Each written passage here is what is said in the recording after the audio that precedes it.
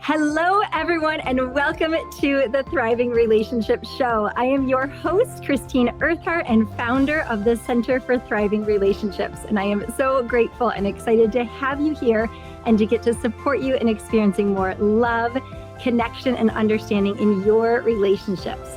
And if you are in a relationship or you ever have been, you've probably noticed that when you're disconnected from your heart and disconnected from love, you experience the greatest suffering, the greatest pain and misunderstandings. And when you're back in your hearts and love is flowing, there is this ease and togetherness and peace and possibilities open up, so much goodness. And so we all kind of know this, and yet love is a mystery to a lot of people, and we abandon it somewhere along the way. And today's guest wrote an absolute masterpiece who is really going to help us understand what is love? Why does it matter so deeply? How do we reconnect to our hearts and how it changes our own lives, our relationships, and how it's the greatest gift that we can really offer the world? So I am beyond honored to get to introduce you all to Danielle LaPorte. Here is her book, How to Be Loving. She has just been a trailblazer for so many years. She is a member of Oprah's SuperSoul 100, a group who, in Oprah Winfrey's words, is uniquely connecting the world together with a spiritual energy that matters. The former director of a future studies think tank in Washington, D.C., where she managed a team creating global scenarios. She now speaks about the intelligence of the heart.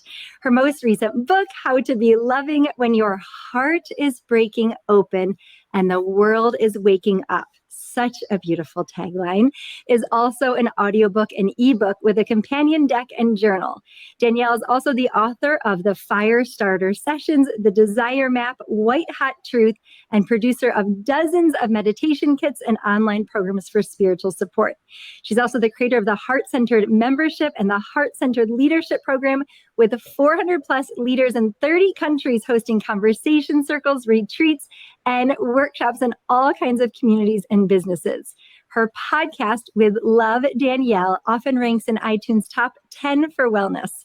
Most of her offerings, from the Heart-Centered Membership to her online classes, are on a pay-what-you-choose basis. She's been named one of the top 100 websites for women by Forbes, and millions of people a month visit DanielleLaPorte.com, and she lives in Vancouver. And we're so incredibly thankful to have you here, Danielle. Thank you so much.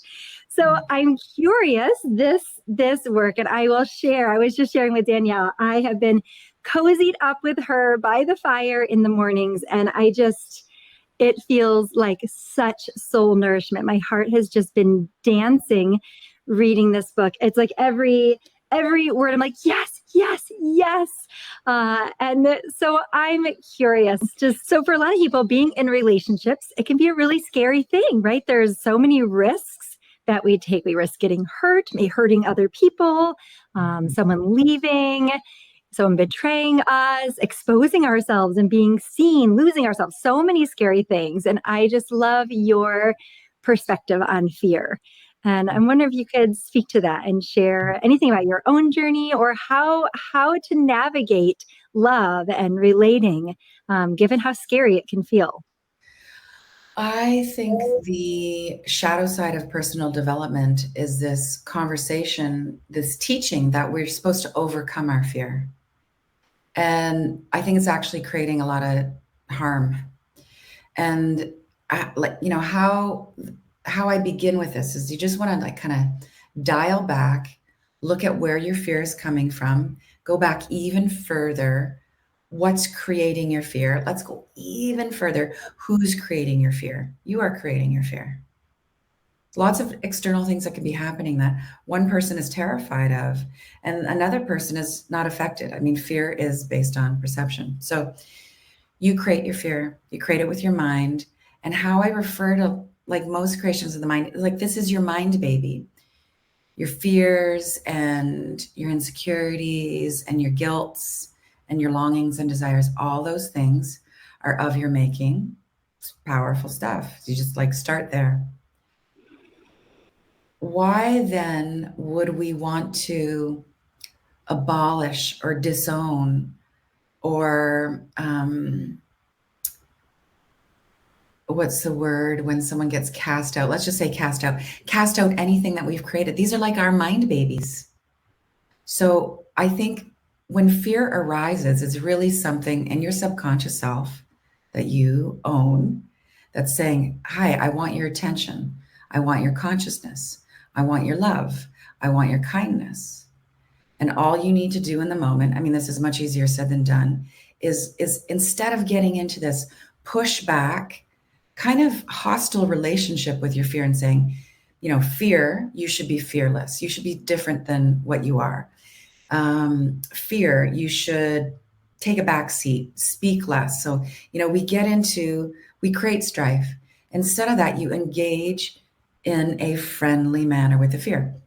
Basically, how to be loving is about having a better relationship with all the stuff that we've been pushing away. So the tricky thing with that approach to overcoming fear is that in our space, our self-help space, when someone quote, I'm putting this in air quotes for anybody who's like just listening, when we overcome our fear, we have this adrenaline rush, which is, really the precursor to adrenal fatigue and burning ourselves out, like the overcome. But we have that adrenaline rush. We might reach the goal, maybe like we make the jump, we say the thing we're nervous to say, we have the conversation. And that quote, overcomingness tells us that it was the right thing to do, that we were successful. But really, you haven't dealt with what's underneath. Like, what was the fear really about? So we just kind of keep shellacking over the fear with our really kind of that overcoming energy, that pushiness. And it just leads to like suppressed stuff that's going to surprise us and come out later, as you know. Yeah. Yeah, so beautiful. So in our relationships, fears are going to come up. I love this. Yes, of our own making. There are little babies, just to turn towards them and hear them and bring love to them rather than trying to cast them away or overcome them. So such an important thing and such an intimacy building thing to share that with one another. Whereas if we're just trying to avoid our fears or see them as wrong and bad, we miss out on this opportunity, I find, to have some of the most beautiful, heart-opening conversations with others, just to say, like, I'm really scared of whatever it is. Mm-hmm. So lovely. Yeah. So you have so many quotes. I don't even know how many hundreds of lines, truly. I underlined and highlighted. It's just like soul poetry. I can sense where this came from inside of you, this creation. So you say spirituality is the process of unselfing. So we begin to identify as our true nature as love. So unselfing, we're talking about relationships and yeah, this feels like a really important concept. So can you share with us what is unselfing and why does it matter? Unselfing is the process where we stop over identifying. This is like the important word in this, the over identification with our personalities and our bodies and what people, our family told us we should be, even what we think our roles are in relationships. So it's like all those roles are part of who we are. Personalities are essential. Like you're human, you're going to have one. But too much emphasis on that, then we miss the plot point, which is really about identifying as our true nature. Like the true nature is love. There's kind of this vastness, there's a spaciousness to it. It's more soul and it's less ego. But you're a soul that has an ego in this lifetime. So, we're never going to get rid of the ego or the personality, and we don't want to do that. And I think, this is like more meta. I think, and I'm interested to hear your opinion on this, like every relationship is a sacred assignment. Every relationship is a vessel for healing. I think most of us can get that, but the next question then becomes like, well, what does it mean to heal? Like, what's the stuff of that? And I think healing is about correct identification, seeing ourselves as the soul, not as the ego. I think healing is about getting all those fragmented parts of ourselves and bringing them back home, like loving them, loving your fear, loving all the stuff like you're in therapy for, loving it. And when you combine those two perspectives, like we're here to heal, relationships are it, unselfing is really the process of becoming our whole self. Relationships take on a different kind of power. I think that the ego dissolves in relationship if you want to get it right. If that's what you're there for, if you're really there to expand and to be more aligned with your divinity, to really just live a life of goodwill in every possible way, then all those false stories about yourself, they actually start to melt. But it's really terrifying when that process begins to happen. Yeah. Yeah. Beautifully put. And yes, to relationships being these sacred assignments and the most incredible mirrors. And what's so beautiful is that, in doing that, of course, it improves our relationships, but it just sets us free rather than being in resistance and fighting other people, fighting life. It's like when we can really use it to help us, shine light on some part of us that needs love or healing or to grow or to step into consciousness, whatever it might be. So incredible. And I love that you see relationships, this unselfing, it's the journey of just connecting to who we really are rather than seeing the separateness. And that's, I think relationships can be such like the greatest spiritual journey because it brings everything to the surface for us to look at. Exactly. That's it. That's it. Yeah. Greatest spiritual journey because it all comes up. Let it come up. Let it come up. More than letting it come up. Well, first of all, let it come up and then meet what's there with warmth. As gnarly as some of that stuff is, that's going to come up. And then I think, part of becoming more conscious is like, get in front of it. Be proactive about the search. It's like, what's in the basement of my psyche? Why am I getting in the same relationship again? Like, what's driving this pattern? How is my neediness affecting my tone with my partner? How am I, like, really, here's the shadow side of things. I think that, well, it's true that relationships are all vessels of healing. I think they're also, when we're not awake, really just vehicles for manipulation. Like that, the majority, this is a pretty big statement, but it's like the majority of the time, the majority of people are actually in some kind of mode of manipulating to get their needs met that they're unconscious of, or to get their needs met that they are aware of, but they're doing it in kind of an underhanded way. There's all the ways that we do it. But I see when I can see my own manipulativeness in relationship, it's hard to look at, but that's the work. See it, and then it's not controlling you anymore. You go, wow, can't believe I kind of said that. I could put a little spin on that to get my way. Even though you can be all sweet and kind and sexy or whatever it is, or demanding and controlling. Those are the times I want to kind of contract, but I'm learning to expand. Yeah. For sure. Relationships, I one of the reasons I'm so passionate about them is because they can be just the greatest source of suffering and pain in our lives and rewounding and just acting out of our fears and our pain ultimately, or, they can be the greatest source of our healing and transformation, evolution, and what's possible and available for humanity. So it really, it has this great capacity for all directions. And yes, our strategies sometimes that we use to get our needs met. I mean, I like to think that our needs themselves are so precious. And sometimes the strategies we use are not the healthiest and can definitely be manipulative and not helpful for our partner or others in our lives. So lovely. And you share in the book that in the process of writing this book, you fell in love with your sweetie. So I'd love to hear anything you want to share about that. We love stories around here.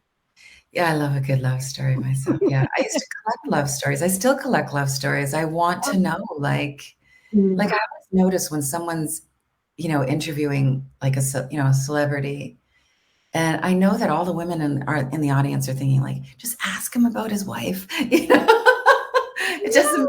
We don't care about the tour. We just want to know, like, how did you fall in love? How do you keep it going? Um, Yes, I did meet my partner while writing the book. I was really single for a long time. So after divorce, it was about 8 years before I was with anybody that I really wanted to commit to.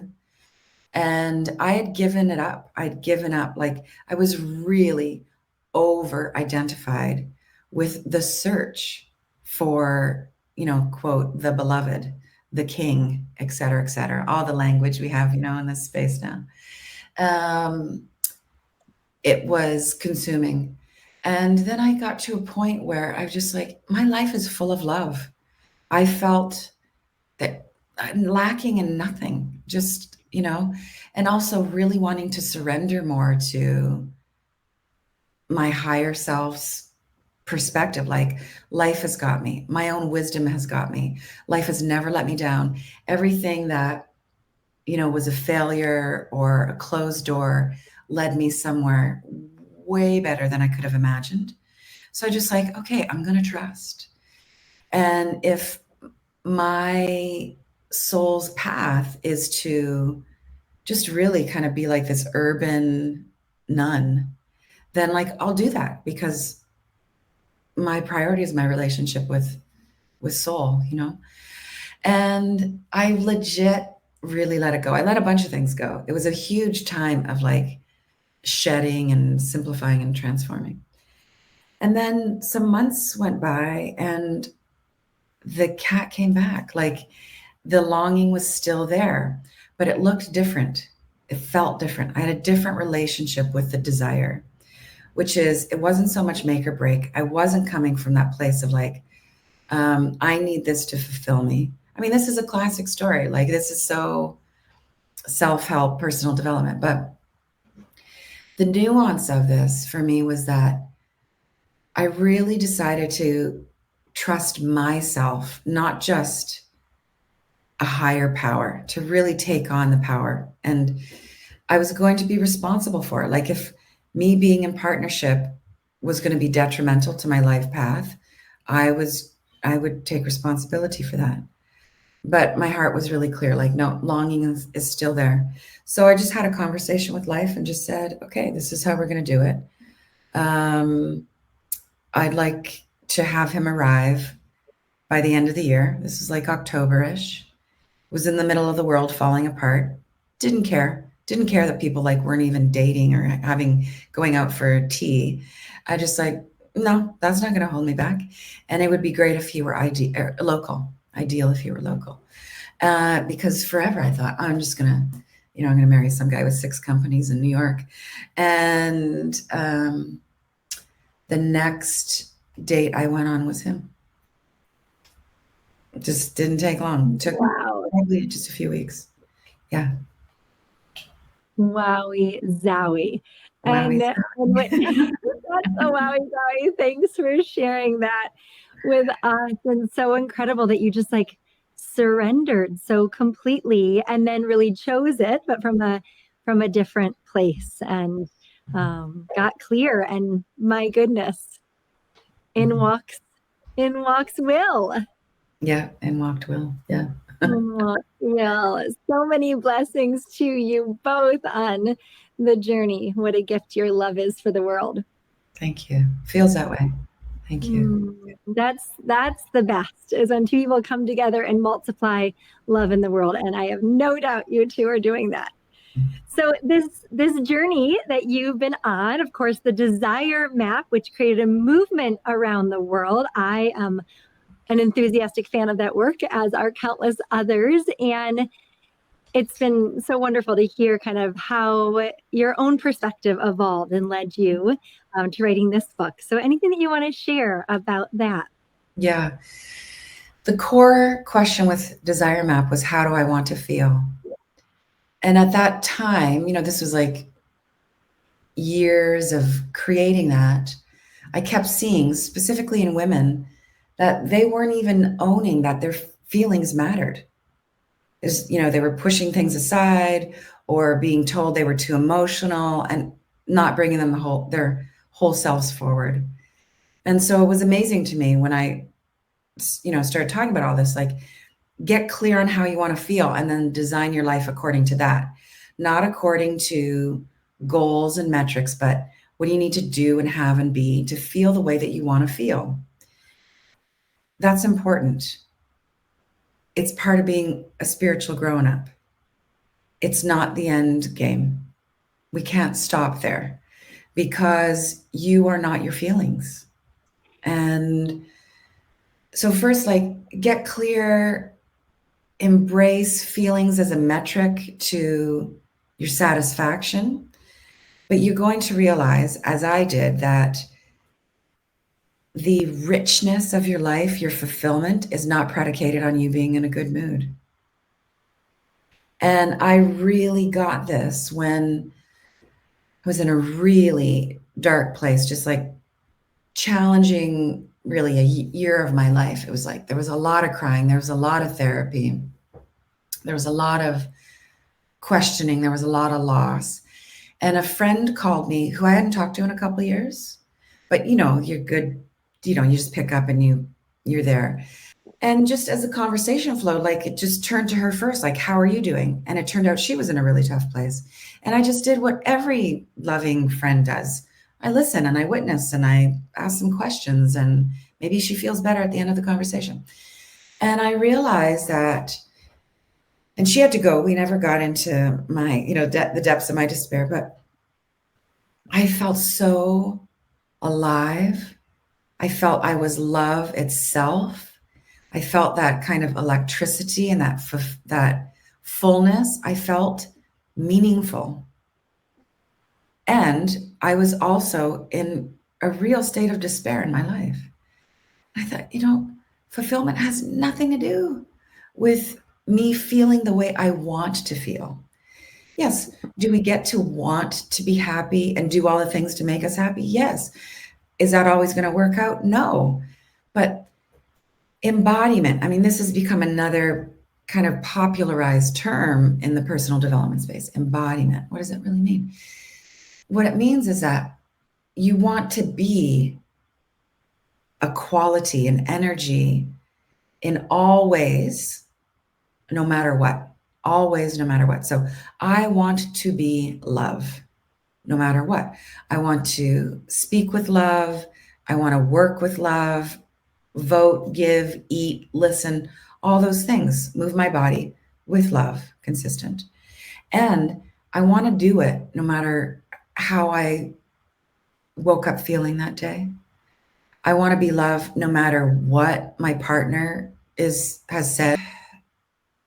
That's a different way of walking through the world. It ends up being more about virtue and less about emotion. Yeah. Yeah, so beautiful, Danielle. And it's one of the incredible things I think about being human is that we don't have to be in a perfect place or a good mood or a certain place in our lives or whatever it might be in order to be of service to others. And I love what you're saying, that when we show up to contribute, that reconnects us to the love that we are. And although we're not doing it to actually feel better, we end up feeling better, which is, I think, just one of the most extraordinary parts of the human experience, that in truly wanting to serve, someone else or something else, that kind of true joy or true peace inside of us, love beyond feeling, that's when that becomes present. It's such an important message for everyone to hear, because I think it's really easy, especially if we're just feeling off in the day or whatever it might be, or just in a year or years of our lives, to really hold back on sharing our gifts with the world or reaching out to other people. And so in our romantic relationships, what might that look like? So we're feeling off, or just feeling tired, we're feeling stressed, overwhelmed, and people are like, well, I don't know, how do I be love in one of those moments when it might be a tendency to show up for our partner in a way that doesn't feel good to either one of us. Any words of wisdom? You choose. You choose. Like somebody, I have a heart-centered membership. Somebody asked a very similar question a couple of weeks ago, like, how do I be loving when I don't feel like it? This is the difference between open-minded and closed-minded. It's a difference sometimes between a relationship ending and, building resiliency and compassion into it. It's like, even though I'm in a bad mood, even though I'm offended, even though I'm not, quote, getting my needs met, I am aware enough that I have the capacity. I'm going to exercise my really endless, infinite capacity to dig a little deeper and be loving. And this is really what I'm saying. And, most mystics and Buddhism itself is that correct identification is about knowing how big you are. Like, you actually can be more loving.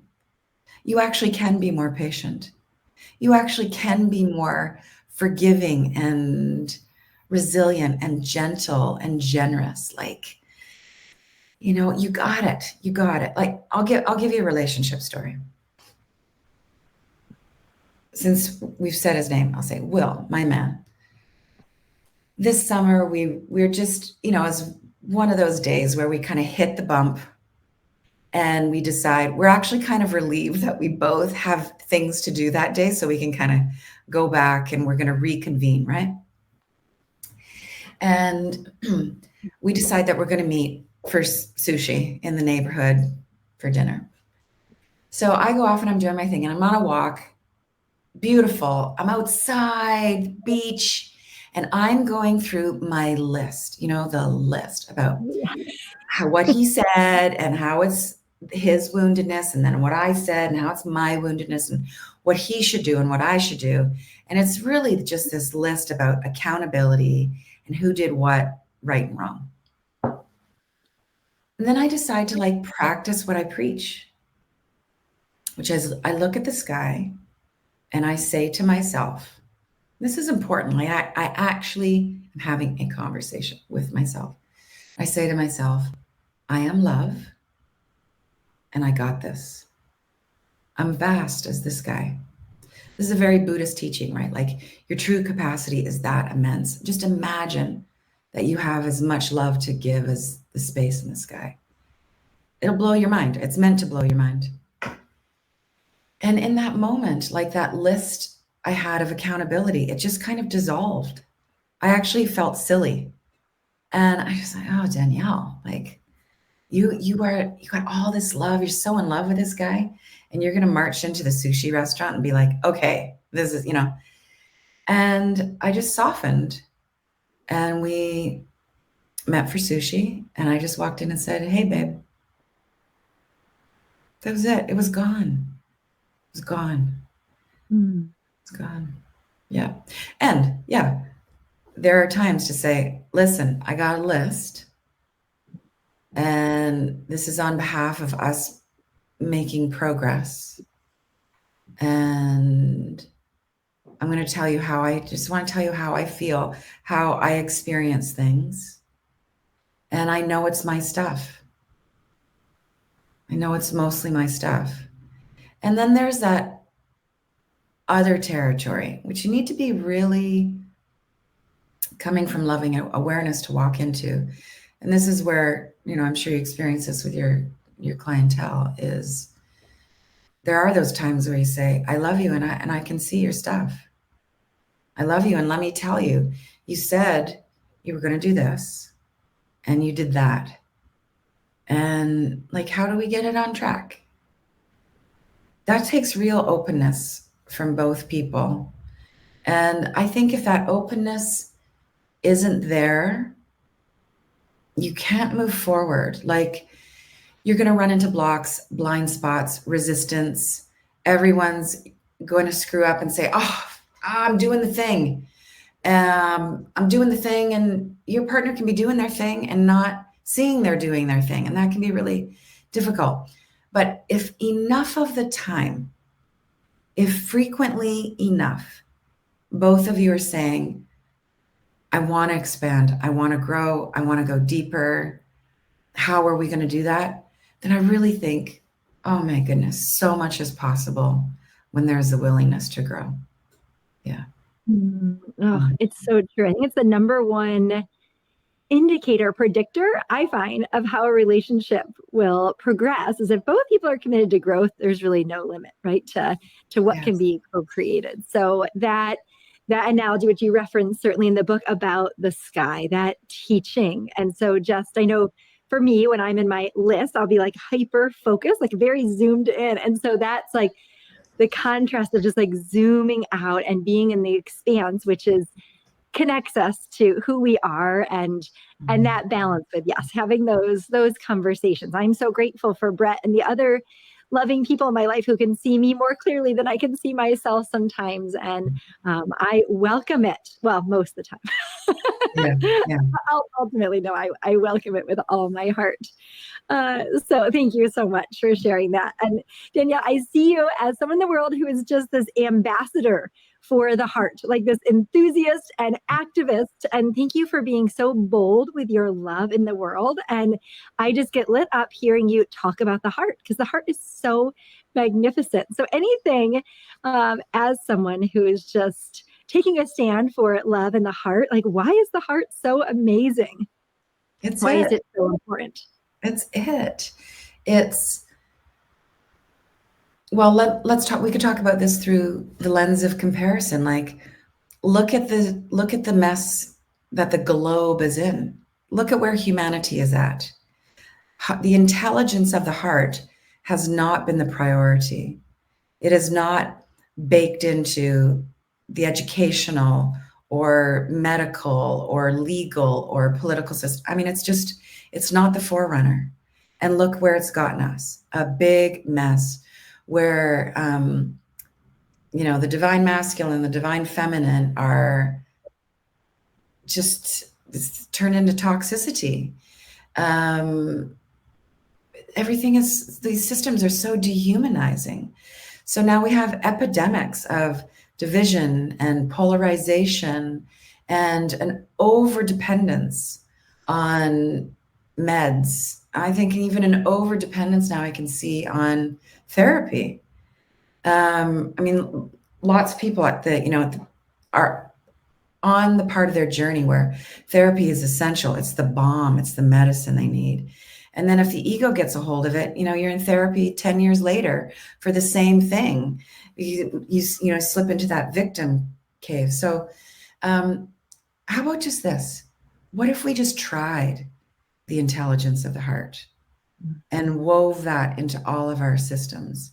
And let's see where that takes us. I think the majority of people know that loving kindness is the game changer, and that systems aren't set up for that. Religion and family systems and school and all of that. It's time to give it a go, at the very least. You don't even have to believe me. But we got to try something else. And I think loving kindness is it. Yeah. Oh, I second that for sure. Oh, yeah. Thank you so much for sharing that. And what are some of your favorite practices in the book? Certainly you guide us through some exercises. What are some of your favorite ways to help support people in coming into our heart? So if we know, like, okay, let's try this out. How do we run this experiment? You have to have a practice of stillness in your life. There's just no way you can. This is the examined life, right? So the body needs to rest. You need to check in with where your heart is at. You need to practice some mental hygiene. I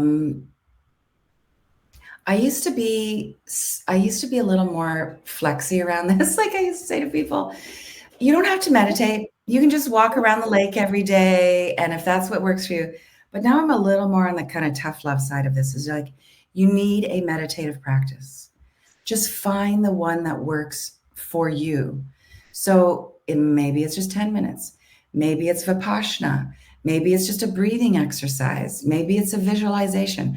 but something where you are still and you are attempting to connect with the wisdom of the universe through yourself. There's that. Breathing, being in nature, and then just like, the extra practical stuff, have the conversations that need to be had. You will get better at them. You can have the tough conversations in a loving tone. Have the conversation on behalf of love, because you want to move things forward, because you want to be closer. Just all the withheld stuff creates such an energetic backup. I think it creates that, that energetic backup leads to physical toxicity. It just becomes this, not expressing for love is just really turns into low vibe. Yeah.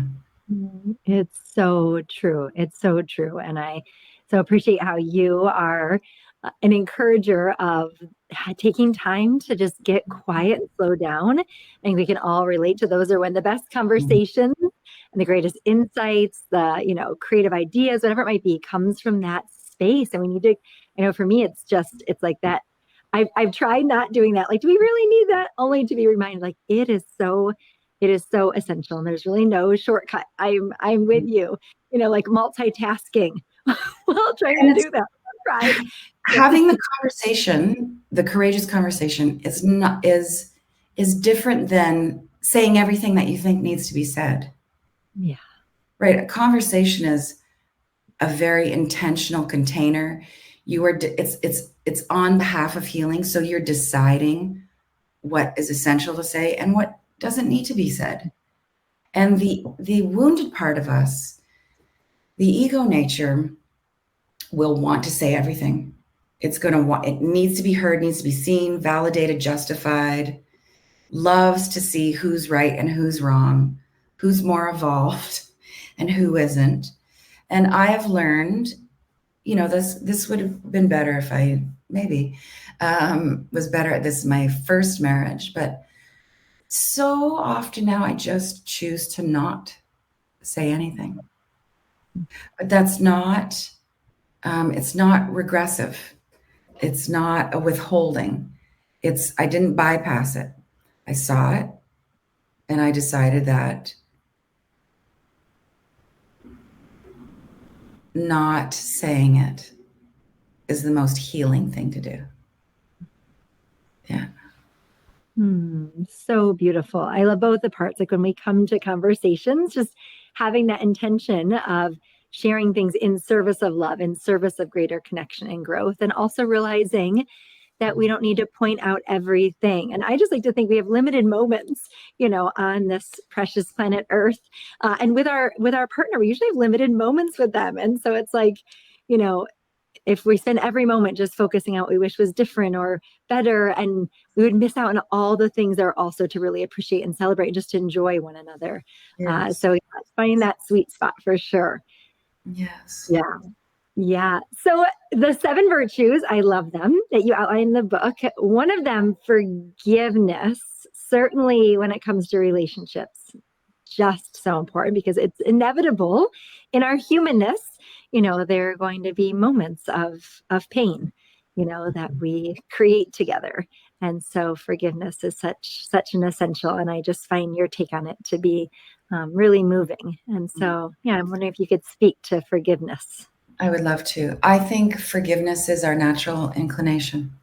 I think the heart will always default to forgiving. Like the heart really just wants to move on. And the shadow side, the righteous side comes in and will actually talk us out of forgiving. Like I can see a lot of the times when I'm with a friend and they're telling me about the bind that they're in, he said, she said, and la. And I'll say, yeah, but don't you really just want to move on? Wouldn't it be great to just forgive them? And I can see the immediate reaction is yes, but it can be very fleeting. It's like, oh yeah, you can see the exhale. And then I can see the mind kick in. Yeah, but yeah, but they said, and we signed this and let me down, all those things. I go, yeah. Just go back to that part in the center of your heart, which is the wisest, most powerful part of you that will actually get you to everything you want in life. Just go back there. And wouldn't it be great just to be like, it's okay. And my belief that forgiveness is actually built into me has really helped me to be more forgiving. So, I mean, we get to choose our beliefs. I am investing in that belief that it's my true nature. If I want to be my full self, my most powerful self, I have the option to forgive. I have the capacity to forgive and just get over it. And sometimes we have to ask for higher guidance to forgive, just to admit this is really difficult. But at least you make a declaration. You can even make a declaration to yourself. This is difficult. I don't know how I'm going to do this. I don't even know if it's possible, but I want to forgive. And I think when you make that declaration, you will start to think different thoughts. And that's the flow of love can really take over. And you can move into legitimate, embodied forgiveness. And I want to do more research on this. Actually, I'm going to start having more conversations around this. My experience, and then from the people I've talked to about this, is that forgiveness is like this incredible high. It's this energy rush that it's a kind of euphoria. And once you get it, you will want more of it. Yeah. Yeah. Once you get it, you'll want more of it. Yeah, this is the beautiful thing. The things that you're sharing about, it really is if we just do the experiment, if we test it out, when we bring love to things and we share with an open heart, when we remember that we're as big as the sky, it's like how medicinal, it feels. I love that so much. Yeah, so this is the Thriving Relationship Show, and I'm curious, what would you say a thriving relationship is? What would be your own definition of that? All forms of intimacy. Mm. And like deep intimacy, like being able to really verbalize the extent of your love, that there's no fear in expressing how much you love, need, want, desire, appreciate, are grateful for that person, and doing it, really following your impulses to do that, never holding back on the impulse to like verbalize your gratitude for somebody. That what is a thriving relationship? Space to grow. And by space to grow, I mean not each person in the relationship is going to be super evolved and A plus all the time. And we have such ridiculous expectations in relationship, right? It's like we all know each of us is imperfect and life is messy and we're growing. But when the partner slips, we tend to take it so personally, or we go into those fear-based future trips of like, what if they never get it together? If they never get it together, then we're never going to work, and all that gloomy thinking informs how you're going to show up in the moment. And it's just like, yeah. So it's, wow, it's their turn to grow today. It's my turn to grow today by letting them just be messy. Yeah. And I think you need to have a vision. You have to know why you're together. It can be as simple as we're here because a relationship is a vessel for healing. So stuff is going to come up that needs to be healed, and we're going to use the power of our union to heal it. We're here to heal. And where are we going with this? Where do we want to go with this? Want to spend the rest of our lives together? Just want to keep growing and we do it day by day? Want to create family? Want to contribute to our community? Maybe it's not outwardly oriented at all, that it's we're just simply here to heal ourselves. I don't think thriving relationships quite are that contained. I think when a relationship is truly thriving, the benefits of that will radiate out into the community. You will be a better leader at work, definitely going to be a better parent. When you are learning how to forgive yourself and forgive your partner at home, it's going to be way easier to forgive your in-laws. Yeah, I think when it's thriving, you do move into service. Yeah. Mm. Yeah. Mm. Those are all such wonderful components to what it means to thrive in our relationship. So thanks for sharing those. And is there anything else you have is just on your heart that you feel moved, people out there who are wanting so much to experience deeper connection with themselves and with others? Yeah. Well, loving kindness is a virtue that we go into and how to be loving. And loving kindness is actually often used as a Buddhist term. And the other terminology for this is metta, M-E-T-T-A. And the definition, I think this is so gorgeous for relationships, is unconditional friendliness. Unconditional friendliness. And unconditional friendliness with everything that arises. So unconditional friendliness with all of your gnarly feelings in the relationship. Unconditional friendliness with what's happening, how the other person is showing up. And it doesn't mean you take abuse, and it doesn't mean you stay if it's really, really not working. But just imagine if we could all practice that, like love as is. Love as is. Yeah.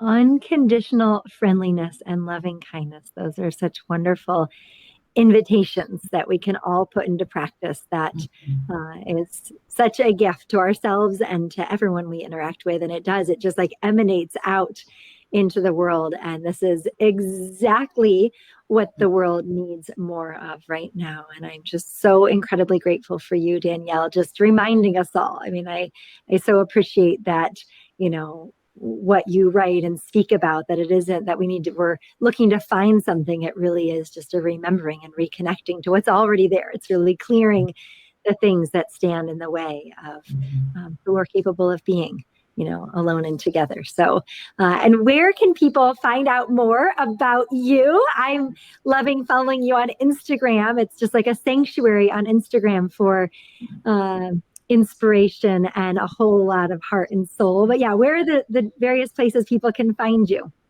DanielleLaPorte.com. So I'm writing or podcasting there regularly. My podcast is called With Love, Danielle. I have a membership and a leadership program all around heart-centered values. Yeah.